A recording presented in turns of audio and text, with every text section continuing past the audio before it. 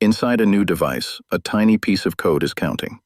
It does not make the device faster. It adds no new features. It only counts the number of times the device is turned on. When the count reaches a preset number, a signal is sent. The device stops working correctly. This is not a defect. It is a feature. It is an engineered failure, built into the core of the system from the very beginning. This system is called planned obsolescence. It is the idea of making things that are designed to stop working. The first type is about how long something lasts. It is called contrived durability. It means a product's life is made short on purpose. Think of an old light bulb. It could be made to last for many years, but it is engineered to burn out after just 1,000 hours. The ability to last longer is removed from the design. This is a choice. It is a structure of control. But a second system exists for things that do not break. This is called perceived obsolescence. This mechanism does not target the object, it targets the mind of the owner. It is the engineering of dissatisfaction. A perfectly good phone still works, but a new model is released, it has a new shape, it comes in a new color. Suddenly the old phone feels slow, it feels out of date. The desire for the new thing was created. The old thing is now seen as worthless. Making things break is one level. Stopping them from being fixed is the next. This is the architecture of repair prevention. It is a modern, powerful layer of control. Companies use special screws that normal tools cannot open. They glue batteries into place. Trying to remove the battery breaks the device. They use software to lock parts together. If you replace a broken screen, the new screen will not work. The device's software rejects the new part. It knows it is not the original. This system makes repair impossible for most people. The only path is to buy a new device. The cycle is controlled by design. The choice to fix something is taken away. Now, look closely at a printer ink cartridge. It has a small computer chip. This chip does not measure how much ink is left. It does nothing of the sort. It counts the number of pages that have been printed. When the page count hits a secret limit, the chip acts. It tells the printer the cartridge is empty. The printer then refuses to print. This happens even if the cartridge is still half full of ink. It is a digital kill switch, engineered to force a new purchase.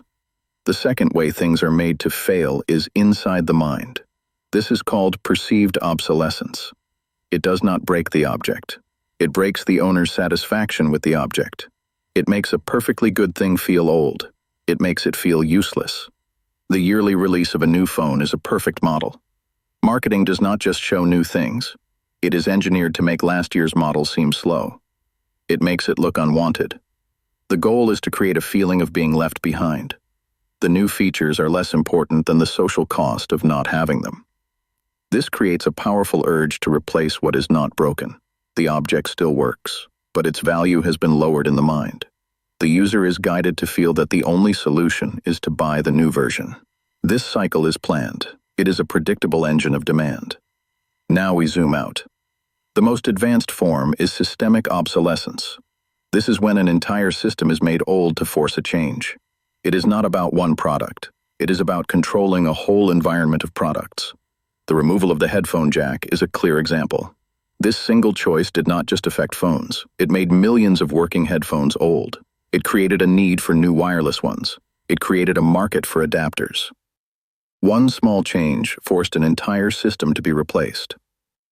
Software is now a key tool for this. At first, updates seem good. They offer new features. They offer more safety. But they are also a primary way to force obsolescence. They are a hidden clock, counting down. Newer software is often built for newer machines. When put on older devices, it makes them slow. It can make them stop working well. This is not an accident. It is a planned outcome. The software is designed to run best on the new hardware it is sold with. The result is a forced choice. The old device works fine. The parts are not broken. But the software makes it too slow to use.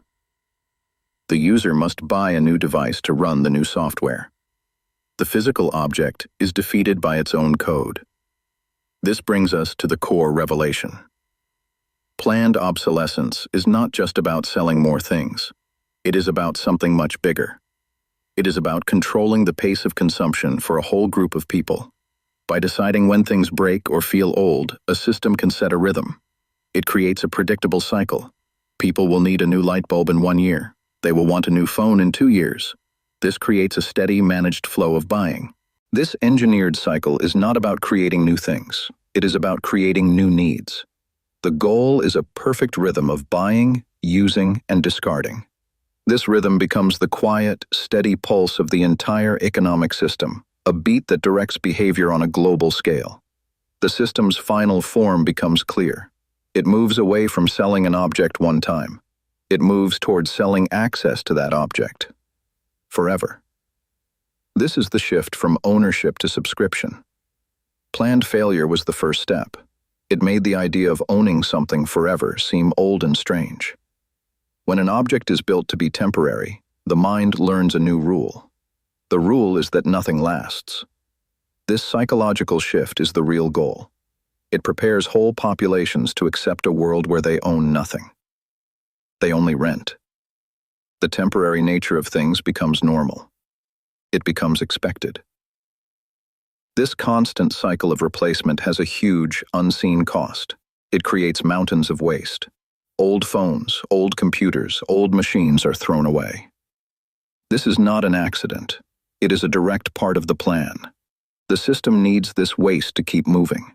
The resources used to make these temporary things are vast. The energy required is immense. This process creates a straight line. Resources are taken from the earth. They are made into products. Then they are turned into trash. This line is designed to be fast and unbroken. It is the engine of the system. The deepest effect is not on the planet. It is on the human mind. The idea of permanence begins to fade. Our relationship with the tools we use is changed. They are no longer seen as trusted partners for a long journey. They are temporary helpers. We are taught to expect our tools to fail. We are trained to replace them without a second thought. This breaks a very old human bond, the bond between a person and their lasting possessions. It makes the world feel less stable, less solid. The final understanding is not a call to change things.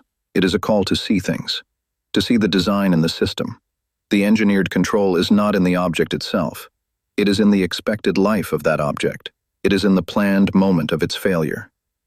Clarity is seeing the full architecture. The physical decay of a product is linked to the psychological decay of ownership. The waste created is linked to the constant need for the new. It is one single, unified machine of influence. It operates quietly. It operates continuously. This quiet operation is the system's greatest strength. It works without force. It shapes behavior through expectation.